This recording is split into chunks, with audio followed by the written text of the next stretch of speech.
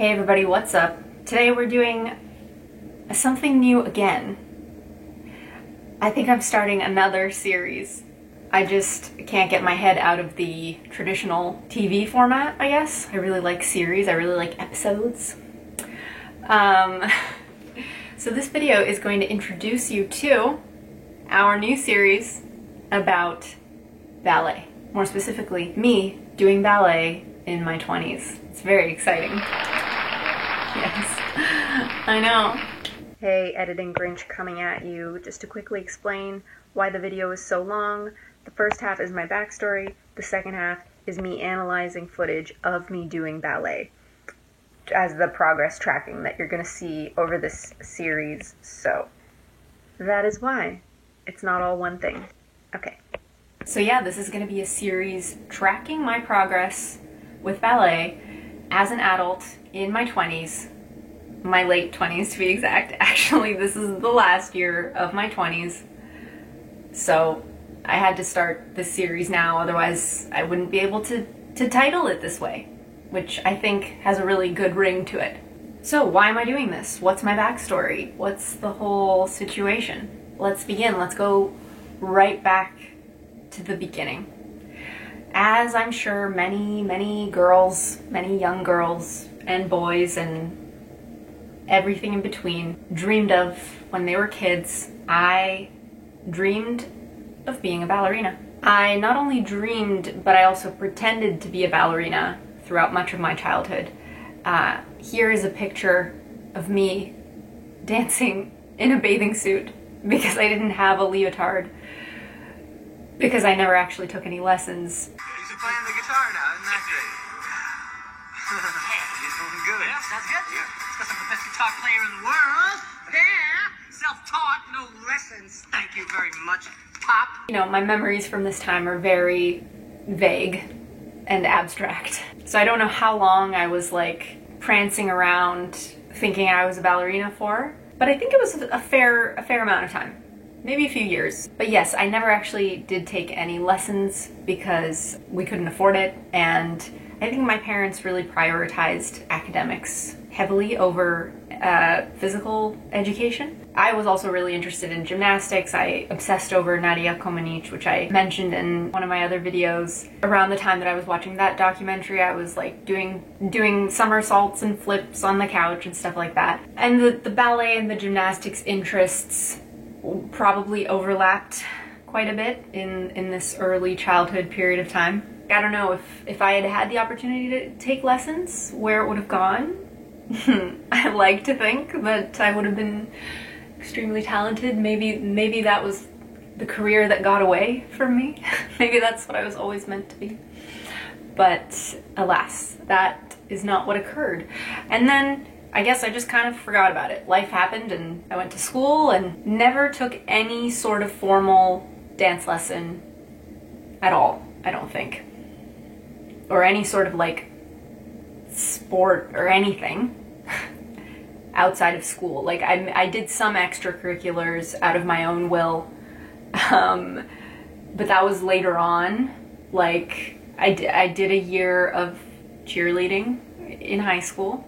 I did, yes, because I saw the movie Bring It On when it came out in the year 2000, I think, and was once again doing flips and handstands and all this junk on my parents' bed, and definitely fantasized about that for a while, and then the opportunity actually arose in high school to do it for real. There was a point in middle school where we tried to start a cheerleading team, but it just never really. We didn't have enough funding, or I don't know, people just weren't interested enough. But then in high school, we had a new gym teacher that had a background in cheerleading, and she wanted to start a team, and there was enough excitement, and we actually like were a competitive team. Like we didn't just go to football games, we did the real Bring It On thing. We went to a competition at the end of the school year at Wonderland, and it was the most terrifying thing I ever did, and then I concluded that it was not for me. And I quit after that year, but interesting experience. Anyway, that was a tangent, but just part of the backstory of like what my physical experience has been. Other than the cheerleading thing, I was never on any sports teams or anything. I was not an athletic child. Like, I was not raised with that as a priority, definitely. I was an active child. Like, I liked to go to the playground and like run around, but I never had any sort of organized activity. And there were little like glimpses of it here and there when, say, in middle school for PE class, for gym class, we had to choreograph a dance, or at a friend's birthday party in high school, we got some like stripper dance class, pole dancing, pole dancing class, which was also really fun. So in those little moments where I had like some experience with taking a class of some sort and like actually getting instruction, on dance-related activities, I found it extremely fun. Like that time in middle school where we choreographed a dance, it was, I think we did it to that really popular Maroon 5 song. Is that what they were called? Maroon 5? What a weird name. Anyway, that was like one of the funnest things ever. I enjoyed it so much. But then again, I kind of just like forgot about that interest. I never like took the initiative to seek out other opportunities for dance. I just didn't see it as an option. Like, it was not an option in my mind. And then all my other experience with dance was in school extracurriculars. I did musicals a lot, so I got some experience there, like taking choreography. But it was never like super difficult or challenging. Like, I didn't, you know, musical dancing in high school, like there's nothing, it's very basic, it's very beginner. But I always thought that the choreographers, which were other students who had dance backgrounds, I just thought they were so cool whenever they, you know, used like official ballet terminology or official dance terminology, which it all comes from ballet. And I just thought it was so cool and like so sacred, but I didn't really know anything about it. So fast forward to finishing university even. I had done a couple more sort of musical-like productions in university. Again, keeping up the very beginner level dance skill. And actually one of those productions we did a piece that was like more like modern dance. We got to do these like modern dance poses, and I was like so into it, and I felt like I looked so good, and like I really had it, you know, and the choreographer could tell that even though I didn't have real experience, I really had the passion for it and the natural ability. Apparently really enjoyed gassing myself up. Anyway, but that was like another highlight of being reminded that I really love dance, and I really wish I could have pursued it more, etc., etc. So I graduate from university. I start working this full-time job, boring job that I hate, but pretty well paid, consistently well paid. So over the course of a couple of years, I save up some money, and then eventually I'm like, you know, it's like mid-20s, adulthood. You've settled into a job, you've been at a job for a while, life is boring. This is the quarter life crisis in a nutshell. Life is very stable and secure and boring, and you're like, okay, what do I do? What can I do to feel alive again, basically? And it's so weird because, like, looking back now, that's such a young age to feel that way. Like, it's so weird to think about that period of time where I felt older than I do now. And this was like 5 years ago, 6 years ago. It really just goes to show how much age is just a number. Like, it really depends on how you live your life, and if you're living your life in a way that makes you feel like you're 35 when you're 23, or you're 35 and you're living your life in a way that feels like you're 23.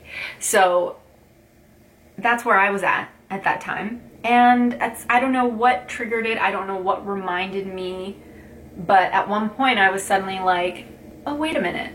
I think I had been keeping up regular exercise, and I was getting bored. So I had gotten really into running first when I was in school, and then, you know, was trying to like balance it out with strength stuff, but that was always really boring to me too. And then I started getting into yoga, and then I got bored of yoga. So I think that was the point where I was like, okay, what do I do? What else can I do to like try and keep myself interested. So I started looking into dance classes. So this is what I learned when I started looking into this. Was obviously it's not super easy to get into ballet as an adult, because most people started so young. And the studio that I was most interested in going to recommended at least a year of experience in ballet in order to go to the drop-in classes, they happened a few times a week, and you had some flexibility kind of picking which one you'd go to and how frequently you wanted to go, compared to the beginner courses where like you had to go every week. I had to start with this beginner course because I wasn't going to be allowed to take the drop-in classes otherwise. Nearing the end of it, I realized that they were actually recommending us to do that course a few times in order to build up that year of experience before going to the drop-ins. And at first I was a little bit like, like damn, that's expensive, that's not what I expected, blah, blah, blah. But then I pretty quickly became convinced that like, well, there must be a reason for this, you know, this is clearly such a technical skill that requires actual strength to be built and certain physical techniques to be built that takes time. And I was totally fine to continue doing that. So I think I did the beginner course a few more times, and then eventually started going to the drop-in classes, and then eventually got kind of mini graduated into the beginner intermediate classes instead of just the beginner classes. And it was really cool. It was super inspiring. It was exactly what I had been looking for.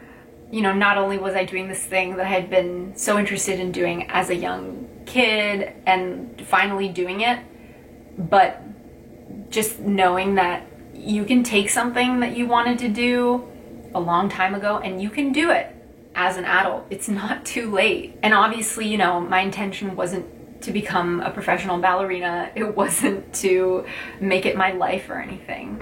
I just wanted to do it for fun. But even just that can be such an inspiring experience, because you learn that you can do things that you did not think were possible at your age. Like, it started to feel like after a couple years of doing it that I could do things that felt kind of impressive. Like, obviously I probably looked like a very awkward Bambi, like running around, hopping around really awkwardly. That's probably what I looked like, but I felt like I was flying. It was really cool.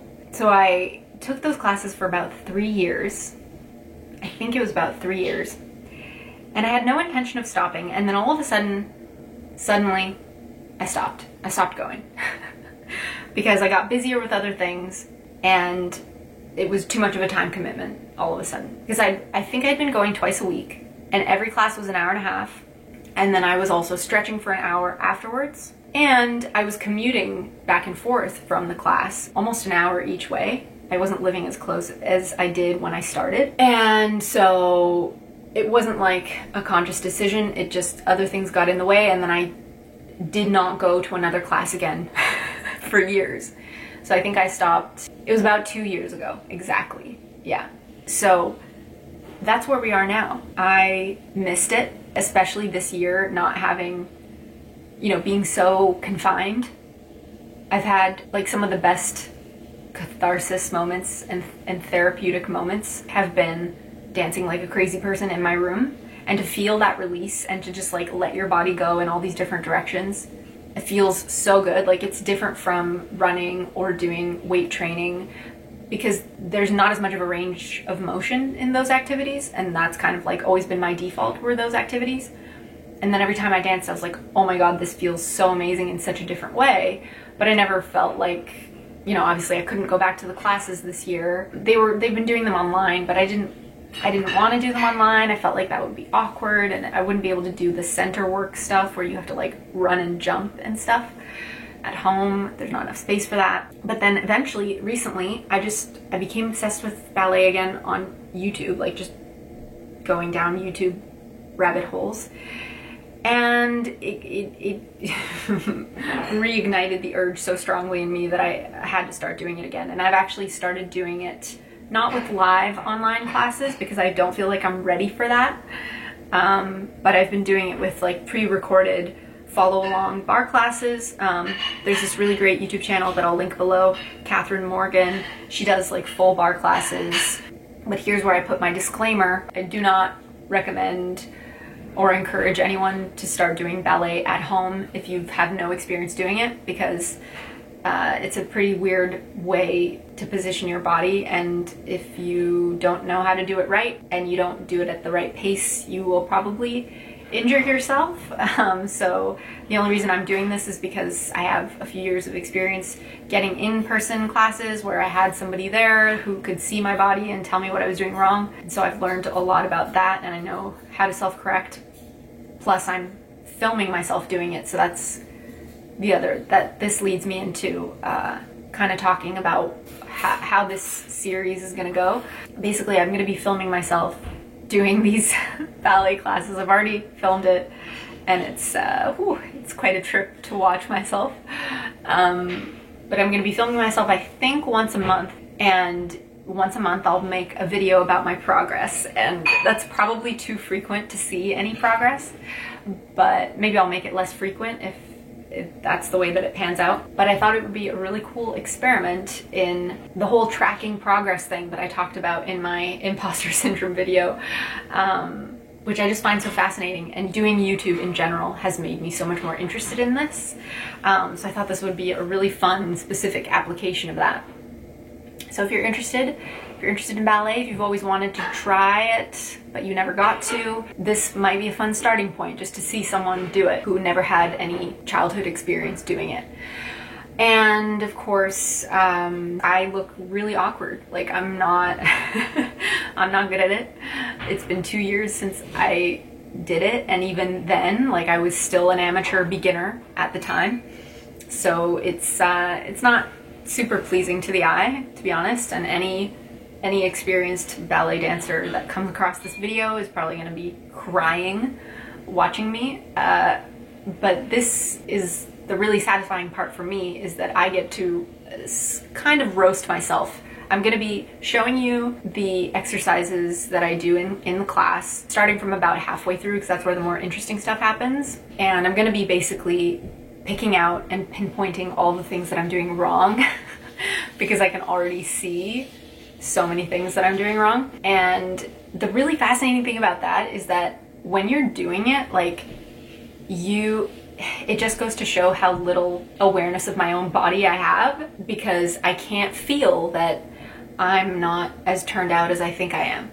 I can't feel that I'm not extending my leg as far as I think I am. Like, everything that I do feels like it's 10 times bigger than it actually is. That applies to a lot of things in performance, where we often, we don't understand that we're not pushing ourselves as hard as we can until we see it. And then we're like, oh, like, so that level of energy is what that feels like.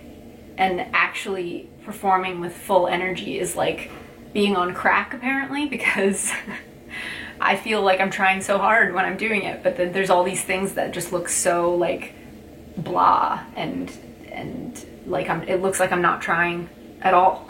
In contrast to that, though, I feel like when I film myself talking, my mannerisms and my gestures and all my movements are so much bigger than I feel they are. Like, I'm very twitchy when I talk. Like, I move my head around really fast and stuff, and I don't feel that. So that's like the opposite of how I am with dance, apparently. I'm much more animated in my normal life than I think I am, and then when I'm performing, I'm much less animated than I think I am. So already such an interesting eye-opening experience. You know, I know I'll never have the full range of skill that I could have if I started as a kid, but I could probably get to a point where, like, to the regular eye, somebody who doesn't know a lot about dance, you know, I could kind of hoodwink people into thinking I'm kind of impressive. And that's the point I want to get to. Like, that's my realistic goal. To be able to fool people who don't know much about dance that I am a dancer. That's the first level I want to get to, which I'm not currently at. It looks pretty bad. Oh yeah, and another thing specifically that I want to show progress for is the splits. Starting off with the front back splits. No, actually I'm going to start with both. But I have previously one time, I did the front back splits on one side, the side that is still currently more flexible, I think, which is my right leg in front, my left leg in back, because my right hip flexor is kind of screwed up and it doesn't have as much flexibility. I did that once, like my butt touched the ground. Okay, it was a very exciting moment. This was about a year and a half ago. I want to come back to that. I want to get back to that. I was surprised the first time I attempted it again, like last week, that I actually almost did it again. Like, I thought I would have lost more flexibility than that, but I do stretch pretty regularly, so I guess I shouldn't be too surprised. But yeah, I'd like to get to actually doing the splits again, maybe on both sides, and also to try and do I think they're called the second splits, the ones which are sideways.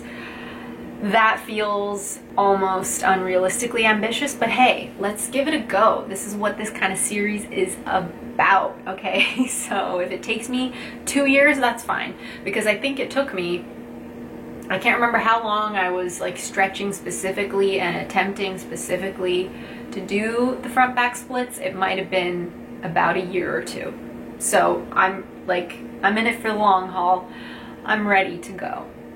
Okay, so that's the whole story here. That's everything that you can expect from this. Stick around if you're interested. This next part of the video is gonna be me doing the dance class, and we'll go through everything that I need to improve on, and we'll see if in the subsequent videos I have at all improved. So enjoy. Starting with dégagé from first, you can see my turnout disappearing as my foot extends out. Not that it's great to start with in first position, but it really, I can't even maintain what I start with, especially on the back one there. Going back almost completely disappears. Turnout is the amount that your foot is turned out and away to the side. I also noticed that my upper body was swinging back and forth when I did those leg swings back and forth. I need more stability there, and in my hips. My shoulders are hunched up. They need to come down. Now dégagé from fifth. So this is a more crossed foot position. Ideally, my feet should be flat against each other, pointing sideways. That is clearly not the case here. And what is going on with that right hip? Not enough stability at all. My index finger is pointing awkwardly away from my other fingers. There is supposed to be some separation there, but it looks like it's pointing upwards instead of just out.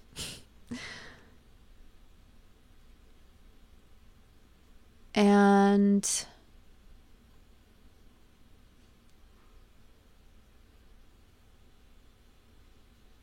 I need to articulate through the foot more when I come back in from that kick. Also known as pas de cheval, I think it was. It's called like a horse kick or horse step. So rond de jambe. I'm like leaning too far forward on that passe. That's when I brought the leg up. Losing my turnout completely when I get to the back of the rond. I feel like a sports commentator. This is great. And, lost the turnout again. And not keeping my left hip down. Hinge wrist.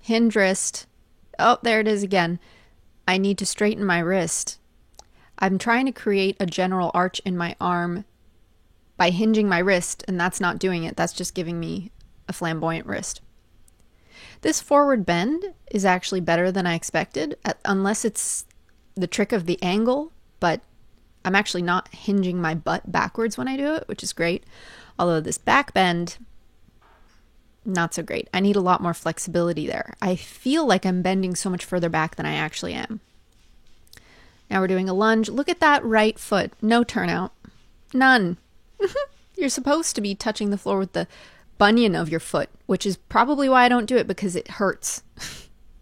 It hurts. Oh, another really awkward, super awkward back bend. I was also checking the video to see like when should I come out of it, because this was the first time I did this class. Excuses, I know. Penché, upper body is leaning too far forward to try and get the leg higher. That's not how you do it. You need to use back strength and leg strength to kick up your leg higher and keep your back perpendicular to the floor. Passe, I was struggling to balance this, as you can tell. Shoulders hunched up. Not good, not good. Awkwardly came out of it. Flamboyant wrist again. Now we're doing fondue. So in this exercise, what's really important is to have the knees bending and straightening at the same time. Especially on the straighten, it's a lot easier for the supporting leg to straighten much quicker than the right. See how much longer it took for my right leg to straighten? Because it has a longer way to go. How are we on this back one? Still a bit late on the active leg.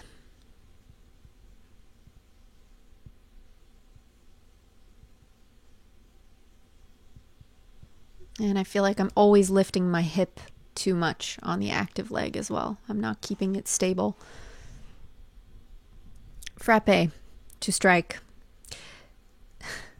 As I wrote in the text here, I was so focused on the feet, I didn't know what my arm was doing anymore. It was a dead bird, a dead broken bird wing. This one's just a huge mess, except for this petit battement here. Looks better than I expected it to. It's not good, obviously, but it looks better than I expected it to. But with the actual frappe, especially on the back, I have no articulation there. I'm barely pointing the foot back because it's really fast, and you're supposed to go from flexed to pointed in like a fraction of a second, what feels like. And you're supposed to go doing this like alternation from putting your heel to the back of your ankle, your sporting ankle, and to the front. And I never really knew which one I was on, and so I was barely doing it at all. Now this interesting passe balance with the inner leg going up to passe and now extending to arabesque. Couldn't balance this so well. As you can see on my left foot, my left foot doesn't look like it really has the strength. Like I'm not keeping my heel high enough. I'm just not getting that balance. And obviously then I fell out of it, see? And then I awkward birded out of that. Adagio. Another slow one. So this one is to help strengthen your legs, to keep your turnout, and to increase height. Two things that I do not currently have. My turnout again disappears as my leg extends out, and I can't get a lot of height. I also saw my left knee bend a bit when I was bringing my right leg in. You need to keep the supporting leg straight on this, always. Unless you're specifically doing a plie. But I wasn't doing one there when I brought the leg in. Let's see if it does it again when I bring the leg in. Oh, this one actually is a purposeful plie. To bring it back to passe. Another thing I noticed that I do is especially on the sideways one, on the going out to the side, I hinge my leg up higher than I can actually hold it when I extend the leg. So when it's still bent, I'm attempting to bring it higher. And then once I extend my leg, it actually lowers back down because I can't hold it that high when it's extended. And that looks worse than just being honest with myself about how high I can lift it. Oh, really got to stop with those wrists. It's like my way of trying to think I'm looking better than I am, trying to bring some grace to it when in fact it's too much.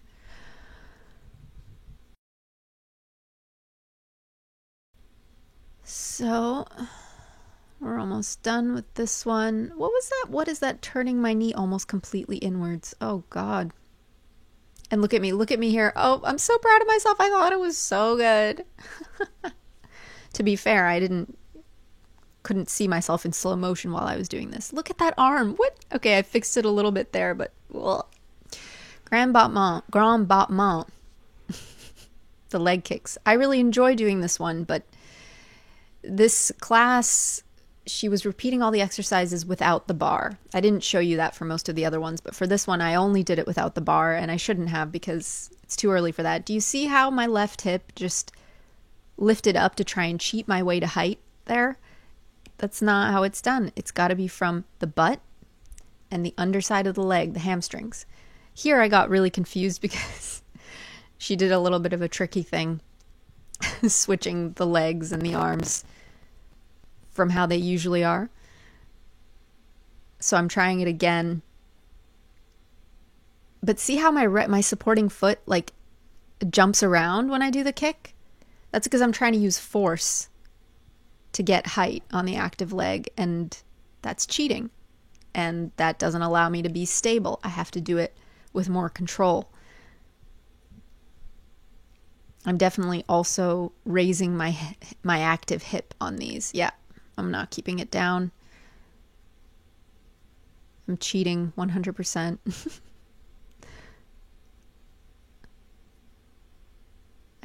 I need a lot more stability. I think I may have overestimated myself here. I didn't want to be bored and do a beginner class again, but I really should have because it's been long enough. I need to re-solidify the fundamentals here.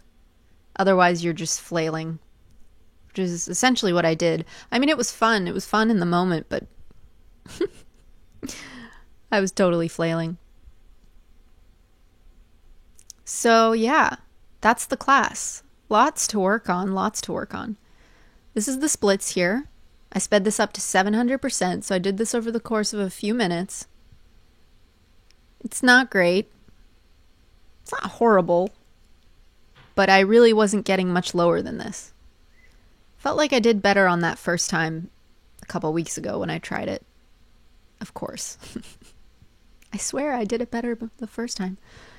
This is my other side, my less flexible side. Really, there's a lot of pain on my face here. It's like, when will it end? Somebody end this, please. And that's it. So, hope you enjoyed. See you next time. Talking about the fucking excitement of doing it. So, yes. No. I honestly don't even remember what I said, what I've talked about. Fuck.